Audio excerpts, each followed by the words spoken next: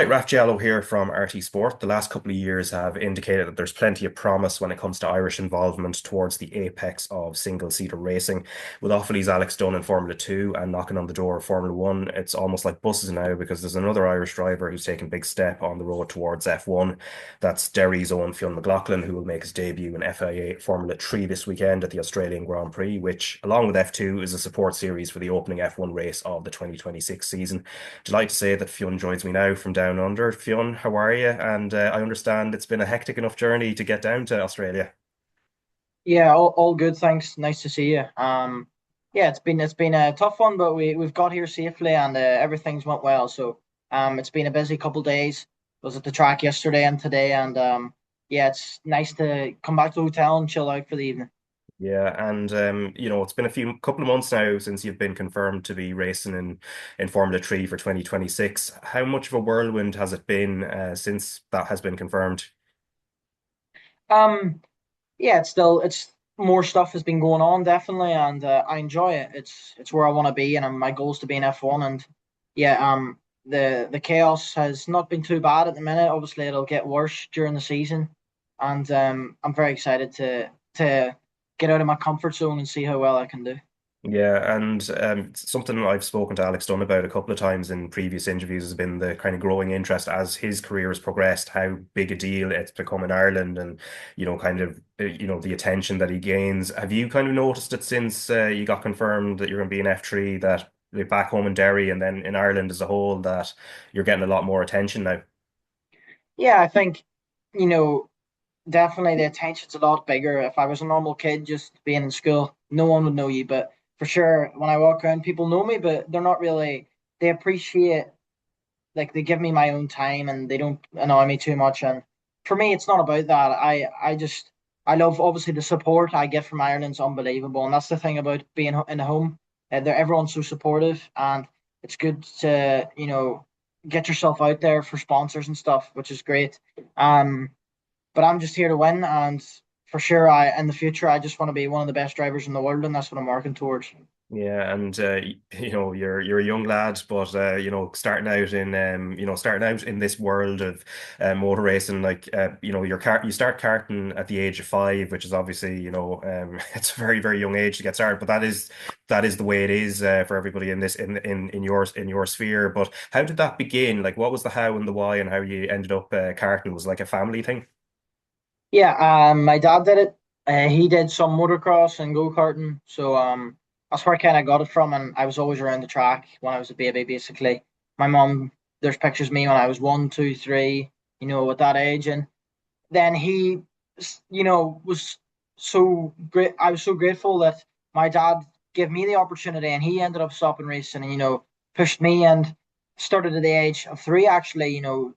Quite young, testing, just starting off, driving around the house in my go Yeah. kart. You wouldn't really count it, but I was in the go kart from a young age, and I ended up just doing good in Ireland, moving up in the ladder, went to the UK and Europe, and yeah, it kind of kept getting bigger and bigger. The more you win, the more you seem to move up the ladder, and I just kept doing well, and I was lucky enough that my family supported me and helped me through it. Yeah, and you're from around Maherfelt up in Derry. Like, what are the facilities like in terms of karting and getting start on the road in that part of the world? Um, Yeah, it's pretty good. Close to tracks like Nuts Corner and stuff where I raced that a lot and Moneymore, places like that. It's not too bad to start off. It's in Ireland, it's quite high level now, but back then, it wasn't nowhere near as good. So when I started then I did a lot of laps at home and then moved to the UK where then I raced people such as Arvid Lindblad and Taylor Barnard and all these big guys here and Formula E and F1. And you kind of, when you went to the UK, it was like jumping from F4 to F1. It was like a huge step. So um I got that chance from my dad who pushed me, and we just did it as a hobby in a way where we just enjoyed it and we love to race and we love to win. And yeah, in obviously when I was 9, I went further and further in my career, and it's kind of got me to this point. Yeah, and like I think from around the age of 7, so you're winning national titles already, as you said. You're progressing year on year, and when you're first out on the track, as you kind of said, it's natural. You've been doing this since you were 3, basically. Finding the grip on a kart track, and that does that just come naturally to you? Yeah, it's like a computer. You kind of log yourself, all the stuff you've done in the past is like logged into your system, and everything's natural. Obviously, to be the best, there's it's not just based on talent. You have to work very hard, and there's so many things now that you need to do to be at the front. And uh, but when stuff happens, like conditions, and you just jump into the car, it's just natural. And when the wet comes, it's easy. You already know what to do. When it's dry, you know how to adjust, and yeah, everything becomes quite easy. Obviously, because I've done it from such a young age. Yeah, as you said initially, it's kind of fun, and then you go for the UK. You're trying to grow something here. At what point do you start thinking about this in a more sort of this is the career I want to go into? Um, I obviously it was very young age. I knew this was the career I wanted to, but I didn't know I was going to get this far. You know, when I was in school, I knew like I never thought about. Obviously, I did well in school, but I never thought about having a normal job. I always thought of just racing, and I think it was a very young age, to be honest, when I had the goal of becoming a professional. And yeah, I think it became more serious and serious, but for me, I just love it, and it's just a joy to me, and I want to do it for my whole life. And I just really love the speed. I have a drug for adrenaline, and it's something that I definitely would love to do for a long time.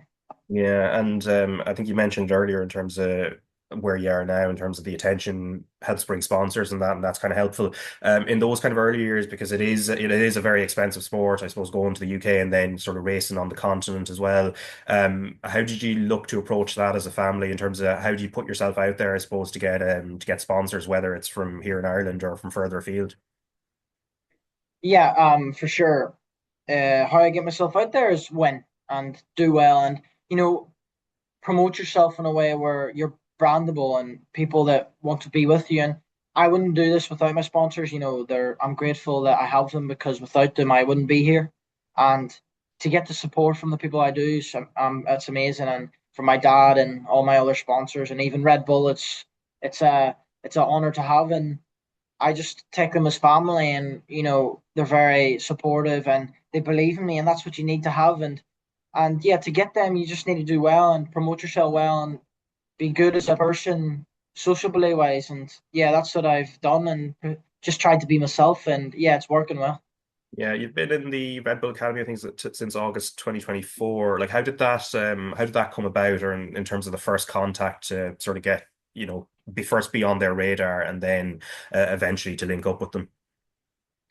Yeah, I feel like academies are always looking for drivers. So I would say for a long time I was on the radar. They just didn't pick me up suddenly. I think over time, they were speaking with my dad, and it kind of came to a point where they wanted to pick me up, where I started winning races a lot, and it kind of that's where it got it over the line. Is when I started performing. I think at the start of that year, I really performed and won 3 or 4 races in a row, and it kind of got me that seat. And without them, I wouldn't have got into cars. Well, we would have found a way. Definitely, it would have been difficult, but for sure that really helped us to get the step into F4. Yeah, it was a shootout in GP3 and Formula 4 cars in Jerez. Was that how it sort of sealed the deal in a sense? Yeah, that's still the day as well. But we were obviously chatting before that, where you have to get there obviously by doing well, and we obviously spoke to them for a long time before, and then yeah, got to the shootout in Jerez and ended up getting the seat there, and yeah, obviously that's where it started. Yeah, and the extent of the backings, we know a lot of most of the drivers who do eventually get to F1, they come through the academy system. We've just seen the news about Alex Dunn joining the Alpine Academy, having been in a McLaren, and obviously the backing is helpful. What's the extent of the backing, in terms of what Red Bull really does for you? Um, well, their self development as a driver, they help. They have a factory in Milton Keynes, England, and that's where we do a lot of simulator work, a lot of gym work, and yeah, there's a lot of things that need to be done to be the best driver you can, and for sure, getting support from a junior team is very helpful because obviously it's a chance to get into F1 in the future. It'd be a lot harder, to even though if you'd be winning F2 and F3, it's still hard to get into F1, I think, if you're not in an academy. So for sure it helps, but it's all about performance based and how hard you work behind the scenes. And that's what Red Bull does. They have so much data from the past from other drivers. They support you a lot with that. Yeah, and looking at the history of Red Bull in terms of the number of drivers that do actually come through and make it to F1, you mentioned Arvid Lindblad. He's the latest on the, that's come through that conveyor belt and straight into the junior team in F1. When you look at that, where Racing Bulls, AlphaTauri, Toro Rosso, whatever name it's been under in F1, has that history of bringing through drivers is that been particularly enticing for you that if you shine in F3 and then hopefully get to F2, that there's a greater opportunity through Red Bull than maybe through other academies. Yeah, definitely. But it's just based on results. Even though these older drivers obviously are getting through, doesn't mean I will. So it's all about proving to them that I can get to F1. And yeah, it's definitely helpful to be in a junior team. But at the moment, I'm very focused on F3, and the future is that. But you have to just live in the present and try to do the best you can of where you're at. Yeah, and as you mentioned, the step up to cars as well for 2025.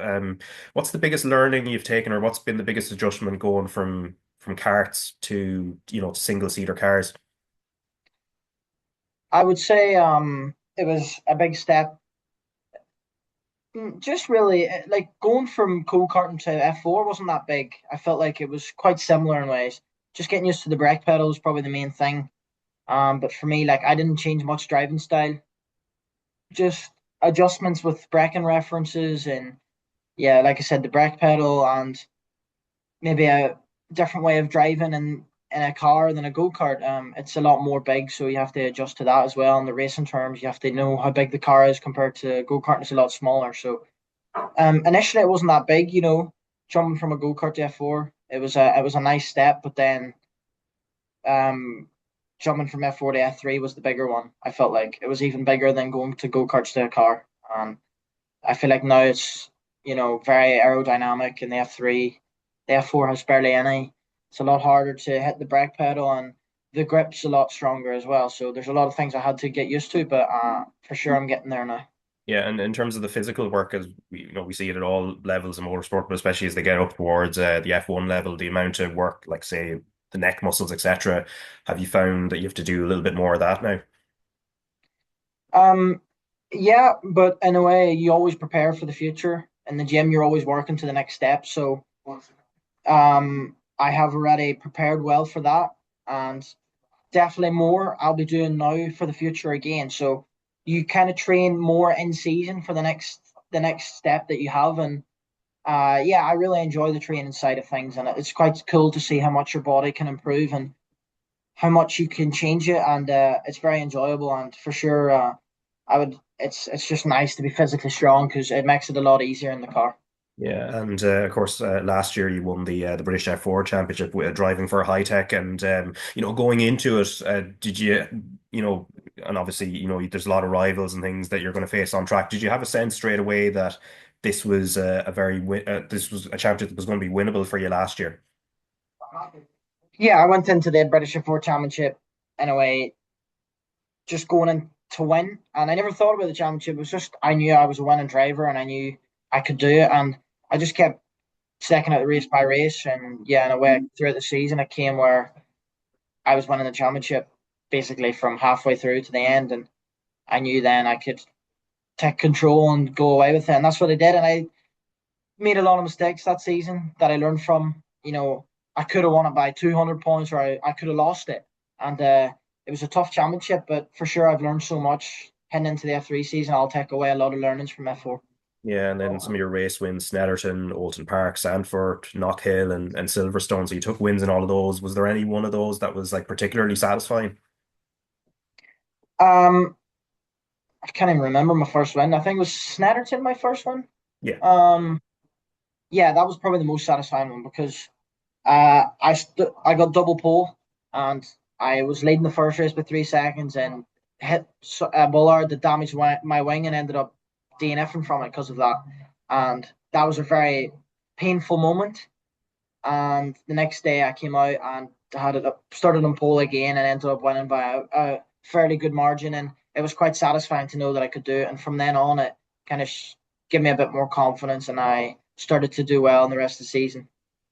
Yeah, and obviously preparing now that you're in, you're getting ready for F3, which is obviously a huge deal, and it's that rung of the ladder. You're getting closer, F2, and then hopefully F1. But start of this year, you were already down under, I think, to do the Formula Regional Oceania Trophy. Like, how was that in terms of preparing you for what this year has in store? Yeah, it got me back into the swing of things of racing and putting the pressure on yourself again, which was good. And it didn't really go my way, which was annoying. I thought, I definitely could have did a lot better, but there was things that prevented me from doing that, and that's just the way racing can be sometimes. And you have to deal with it, and the ups and downs. The downs you learn a lot, and that's how you get better. And for sure, I learned so much from New Zealand about myself and how things can go, and I'm for sure feeling ready for the F3. Yeah, and in terms of the tracks this year in F3, obviously 10 rounds of action. Some tracks that you'll be familiar with, some maybe be a little bit newer to you. How are you approaching that? I suppose there's a lot of prep that can be done in the simulator as well. Yeah, it's mainly the sim where you do all your prep because you can't really get laps in the season. You can at all in an F3. So I've been preparing as well as I can on the sim for the tracks, and that's where you learn it all. Obviously, we had pre-season testing, which is good to get some laps in with the car that I haven't done much with. But mainly, yeah, the focus is the simulator work and trying to do as much as I can there to be well prepared for the races. Yeah, is there a particular track that you've not raced at before that you're particularly looking forward to? Not even maybe just even on the track, but the whole, all the razzmatazz and stuff around it.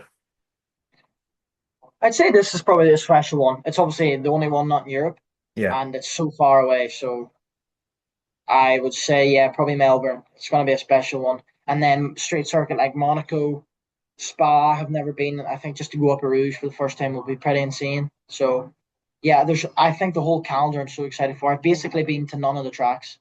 The odd one like Silverstone, and I think that's it to be honest. So Silverstone and Barcelona, and yeah, it'll be fun to see how I do. And it's going to be a tough year. I haven't been anywhere, so I have to adapt very fast.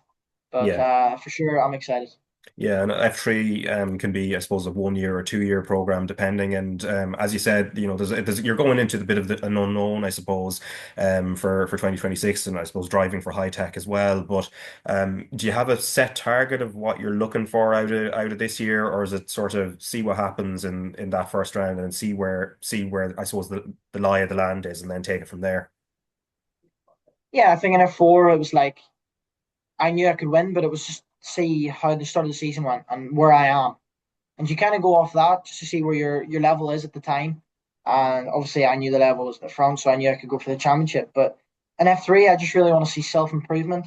Um, it'll be a tough year with the equipment. If maybe it won't be the best, maybe it'll be the best. So just depending on there's many things that you need to be perfect, and I'll see how that goes in the first few rounds, and we'll know for them. But for me, I just want to try and improve as much as I can and do the best I can with what I have underneath me. Yeah, and I think I mentioned Alex a couple of times as well. Obviously, he's in second year F2 now. Would you have known? Have you got to know him at all? In the last couple of years, have you kind of crossed paths before? Well, we raced each other when we were very young in Ireland. He's a couple of years older than me, so he was ending his karting and go karting like cadets, and I was kind of just starting. So we didn't really do much, but I haven't seen him since until now. And yeah, we've said hello there a few times now, and obviously it's nice to see a fellow Irishman. So um, I'll obviously it's nice to see him, and a person representing our flag is quite special. So I'm supporting him, and it's someone to look up to as well. You can learn from stuff from him. So for sure, it's good, and I'm definitely gonna be trying to follow the footsteps and do even better. Try prove that I can be my own self. And obviously, there's two of us, but you know it'll be all about how well I can do as well. So he's in his own path, and I'm in my own path, and we're both doing good for representing our country. Yeah, and I suppose even just I suppose the final point, sort of expanding on that as well. I think I mentioned at the top, it has been kind of like buses. We've been waiting, I think, for over 20 years. I think Ralph Furman was the last driver to race in Formula One. With as an Irish licensed driver. Obviously, you're an F3, Alex is an F2. You're both looking to make that step to F1. Like, just how proud are you, I suppose, be racing under the flag this year and then hopefully well into the future as well. It's amazing. Yeah, we haven't had many, but for sure we're showing that it can be done. Just because we're a small country doesn't mean we can do the same as anyone else. And it's all about how hard you work and how much you can sacrifice. And to be representing Ireland, I'm so proud of it because, yeah, there's not many of us in this single seater world. In the rallying world, we're doing well, and other sports like golf and stuff. So for sure, we're expanding as a country, and it's nice to see. Oh, that's good to hear, Fionn. And I know you're massively busy now, so best of luck this weekend in Australia, and best luck for the season ahead. And hopefully, in a few years' time, we're talking about Fionn McLaughlin, the F1 driver representing Ireland, maybe with Alex Dunn also, also on the circuit at the same time. Yeah, that'd be great. Thanks very much, Ralph.